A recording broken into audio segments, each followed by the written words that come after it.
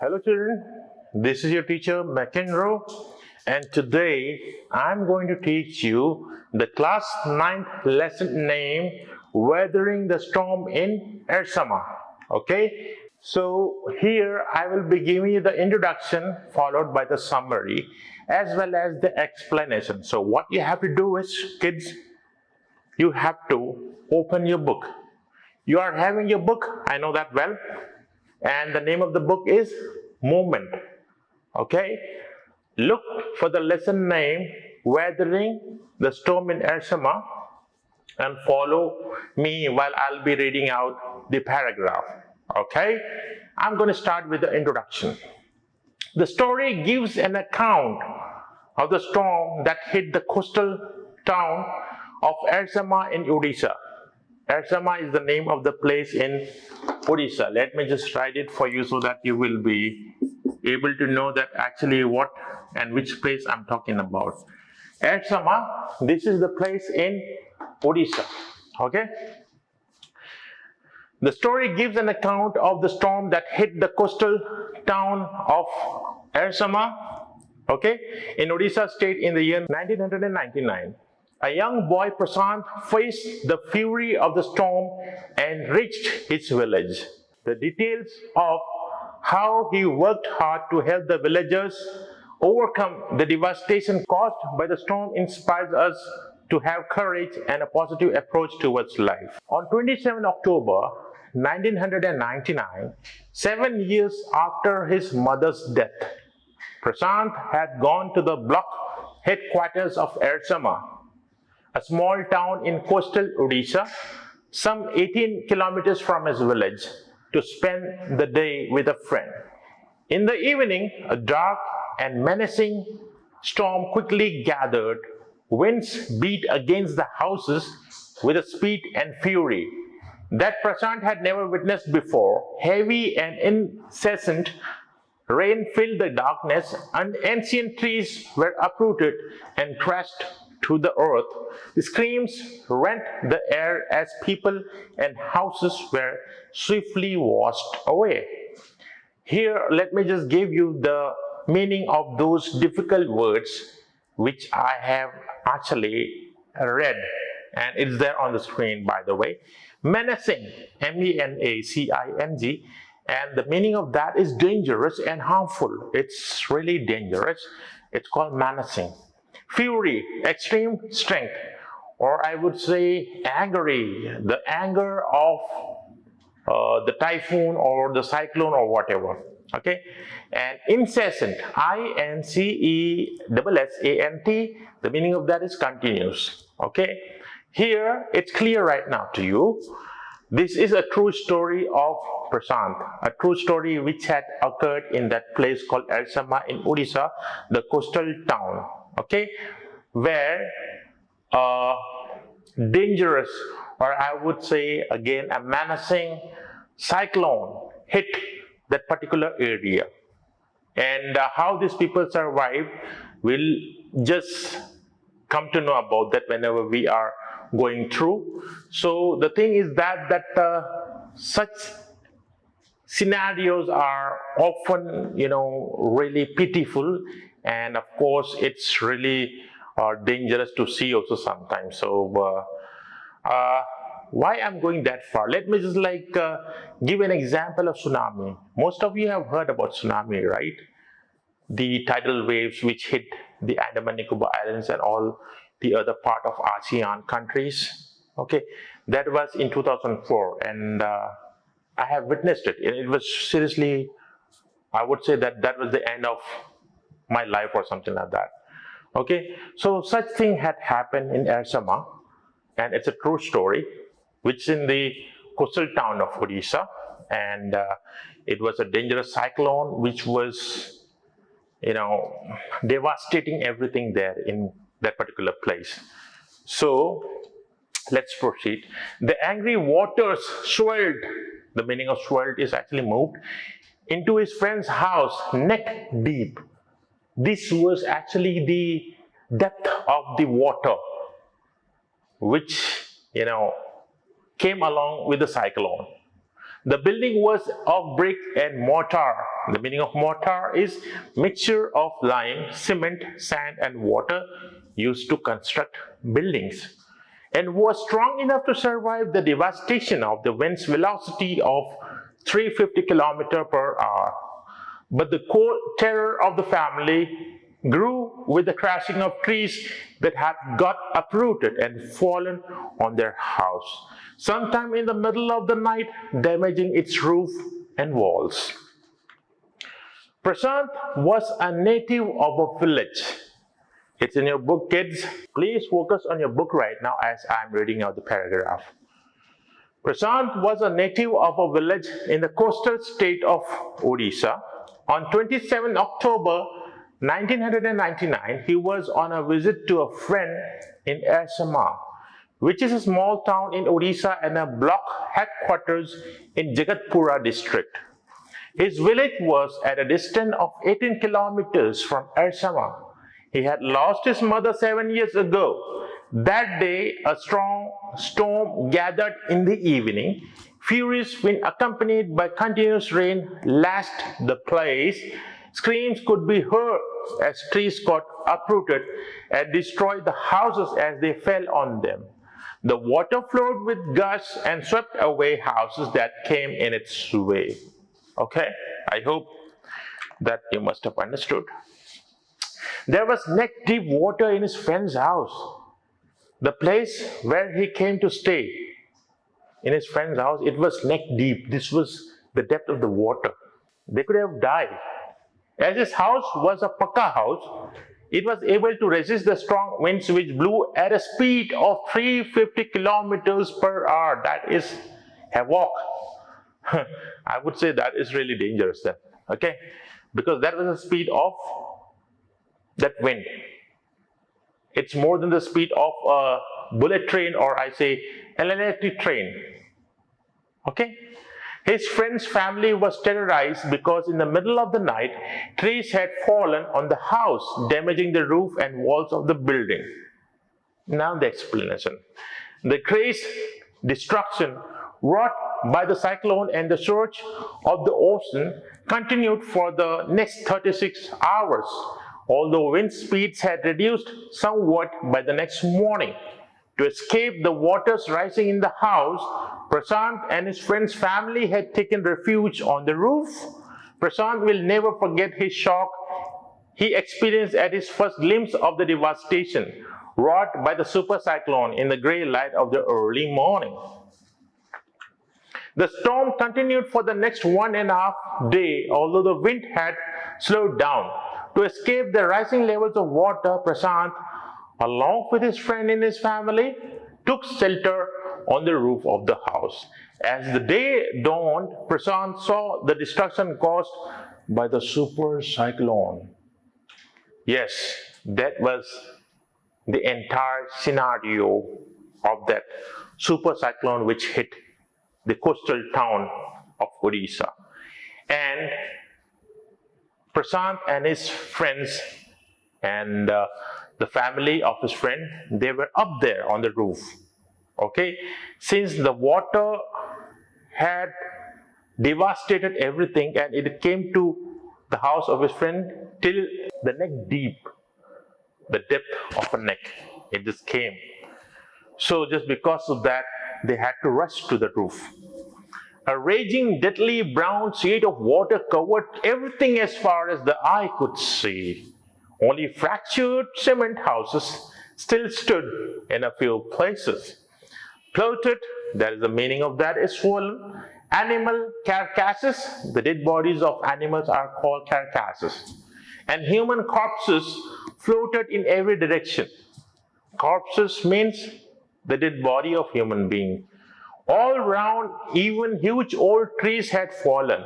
2 coconut trees had fallen on the roof of their house. This was blessing in disguise, because the tender coconuts from the trees kept the trapped family from starving in the several days that followed. Yes, here the meaning of blessing in disguise is actually they were not having anything to eat, and since that coconut tree had fallen on the roof, they were able to actually have some coconut juice or say some coconut from that coconut tree to survive.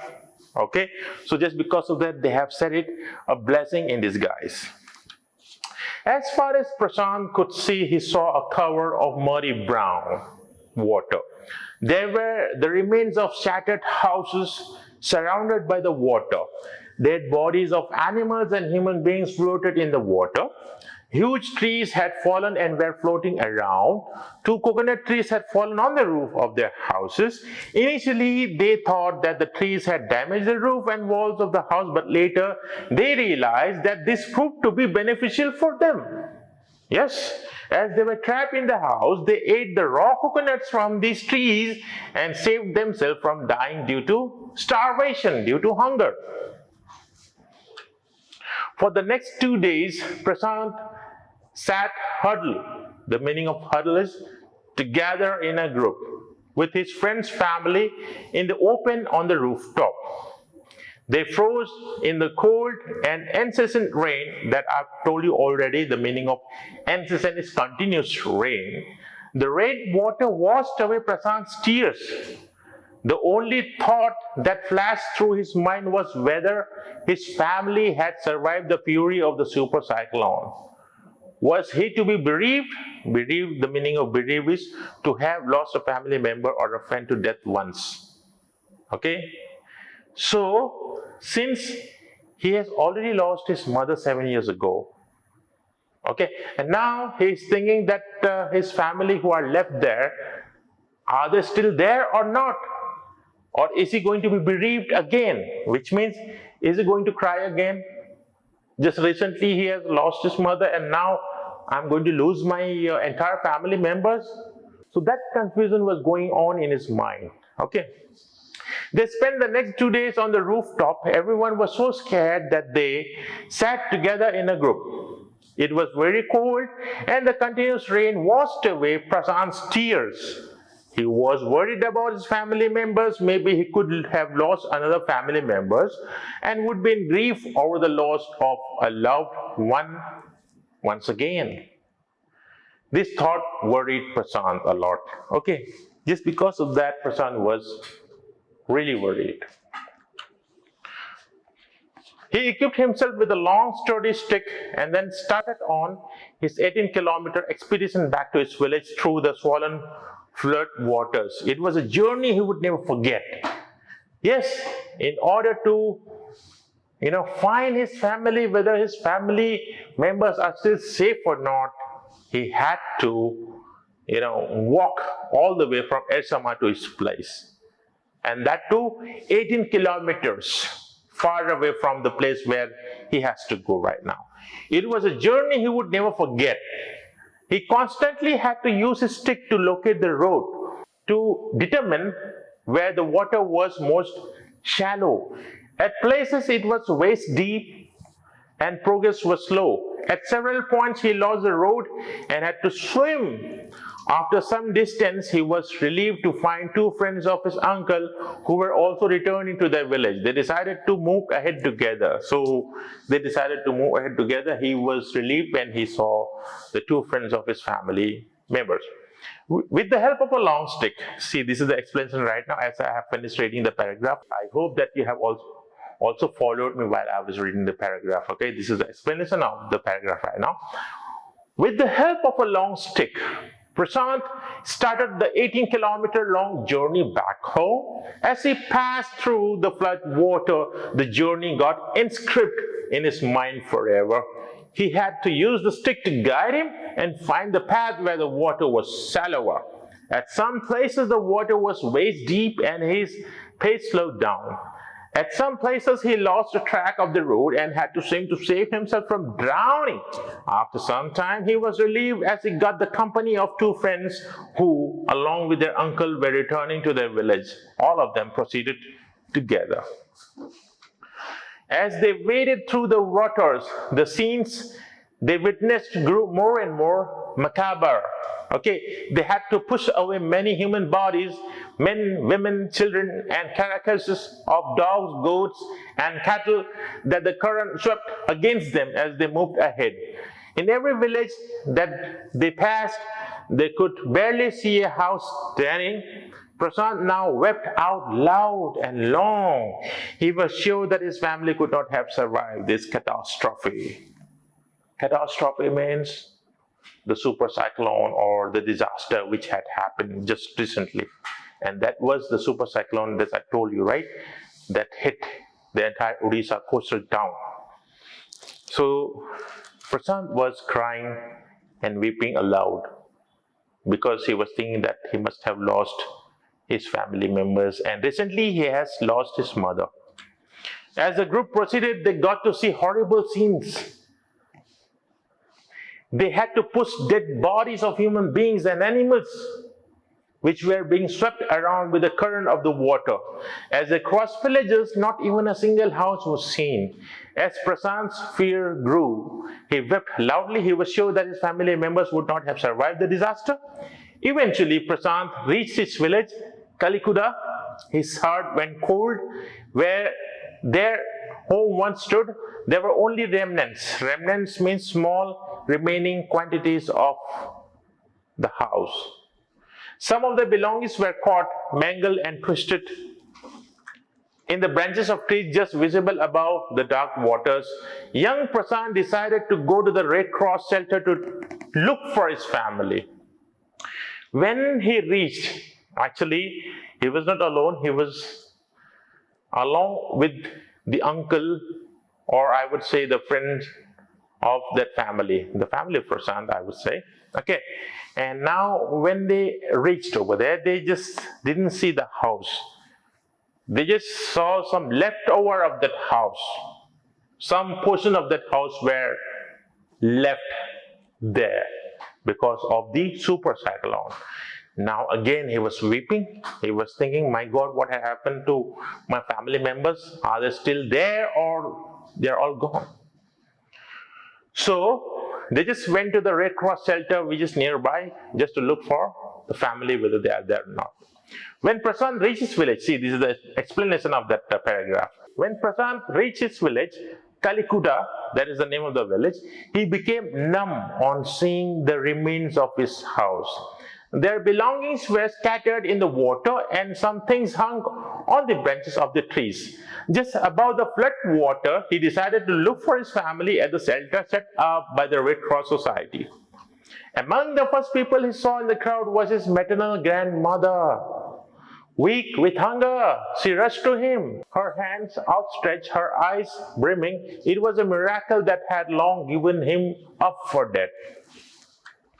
At the Red Cross shelter, he saw his maternal grandmother. See, this is the explanation of that paragraph again. She appeared weak but was glad to see that Prasant was alive. She rushed to him. She rushed to Prasant with her arms open and her eyes full of tears. It was a miracle for her, as the family had thought that Prasant would not have survived the storm. Quickly, word spread and his extended family gathered around him and hugged him tight in relief. Prasant anxiously scanned the mortally battered group. His brother and sister, his uncles and aunts, they all seemed to be there.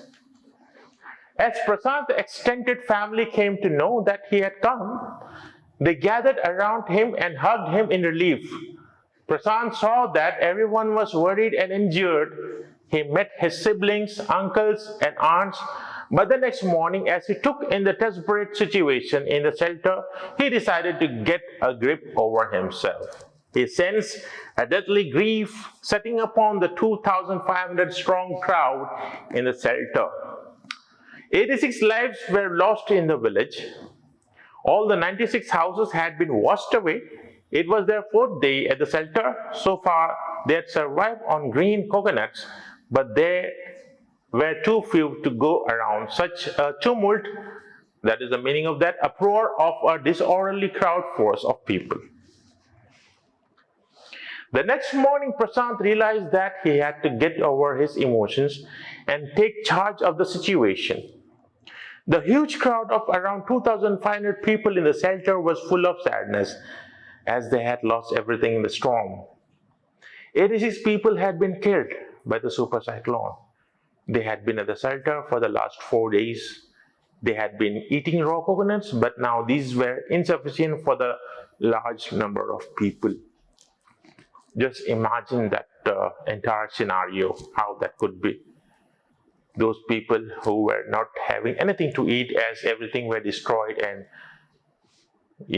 swept away by the super cyclone, and just because of that they were homeless, helpless, and they were having just raw coconut to eat and nothing else, and that was actually not sufficient for them too. So you can just imagine that how could be that the kind of situation whenever those people were facing. Okay, I remember a situation like that when this tsunami, the tidal waves hit the entire ASEAN countries, including Andaman and Nicobar Islands also. Okay, I remember those people who were just running around, including me, in search of food and all that. That was a long back. In 2004, 26 December, it happened, the tsunami, when numbers of people, lost their life. So this one is reminding me of that day. The Prasant and his family members. See, this one is a true story. Okay, that's why I'm just like telling you my story as well, that how I have seen those, because those situations and those moments, you will not be able to cry even. Why? Because you'll be completely astonished and surprised at what had happened. So you don't have a space and you don't have a place to cry. But what do you have? You have only one thing which is around you. Those are your family members. And I have lost some of my family members too in the tsunami. Okay, so such situation shouldn't be happening or shouldn't be, taking place like this, because it's really a painful moment whenever it does happen. They had been at the shelter for the last 4 days. They had been eating raw coconuts, but now these were insufficient for the large number of people. Prasant, all of 19 years, decided to step in as leader of his village. See, Prasant was just a 19 years old boy. If no one else did, he organized a group of youths and elders to jointly pressurize the merchant once again to part with his rice. This time, the delegation succeeded and returned triumphantly. Triumphant means victorious. Wading through the receding waters with food for the entire shelter, no one cared that the rice was already rotting. Branches from fallen trees were gathered to light a reluctant and slow fire on which to cook the rice. For the first time in 4 days, the survivors at the cyclone shelter were able to fill their bellies. His next task was to organize a team of youth volunteers to clean the shelter of filth, urine, vomit, and floating carcasses, and to tend to the wounds and fractures of the many who had been injured. He was just a 19 years old boy, and he became the leader of those people. I mean, I was not saying that he just became the leader. He was the person who was helping everyone, and that's how people look towards him and look forward to him and said, okay, we are there to help you out. Come on, tell us what we should do. So he could tell them that this you have to do, you have to gather some food, we have to bring some supplies from somewhere, we have to search for some food. And with those people, he was also, helping those poor people who were actually the victim of the super cyclone. Okay, so this is the entire story, not the entire story. The next part of this story and the next portion of the story, I will be telling you and I'll be explaining you with the help of the book that you are having right now in front of you. And of course, I will give you also the meaning of those difficult words which are there in the paragraph.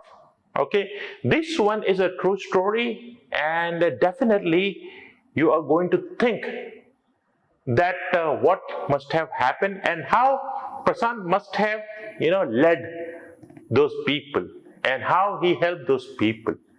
So that's it, kids. This is just the end of this first part of the story and the lesson name, Weathering the Storm in Ersama, which is in Odisha. I shall meet you next time. Hashtag stay safe, stay healthy. Goodbye.